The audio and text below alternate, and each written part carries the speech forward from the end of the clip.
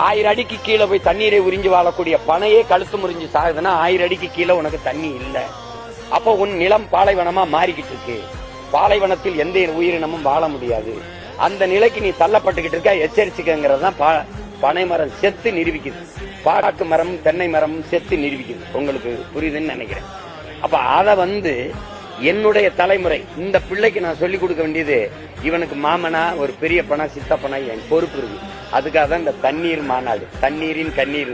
இந்த தண்ணீர் உன்னோட பேசும். அது தன் தாயா இருந்து அது கேள்வி கேட்கும் பாருங்க. அப்போ உங்களுக்கு புரியும் இந்த தண்ணீர் எவ்வளவு பெருசு, நம்ம என்ன பண்றோம்.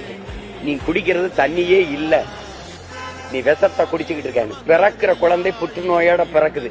உலகத்தில் எந்த பேரறிஞன் எந்த மருத்துவ மேதை காரணம் சொல்லுவான்? பிறக்கிற குழந்தை புற்றுநோயோட பிறகுது. காரணம் என்ன? புகைச்சிச்சா, இல்ல போதை பொருளை குடிச்சிச்சா, இல்ல கஞ்சாவின்னு எதுவும் போட்டுச்சா, இல்ல எப்படி புற்றுநோயோட பிறகுது? நீர் நஞ்சாயிருச்சு, உணவு நஞ்சாயிருச்சு, காற்று நஞ்சாயிருச்சு. ஆக்குனவன் யாரு? ஆக்குனது யாரு? அதான் கேள்வி. அதுக்குதான் இந்த தண்ணீரின் மாநாடு.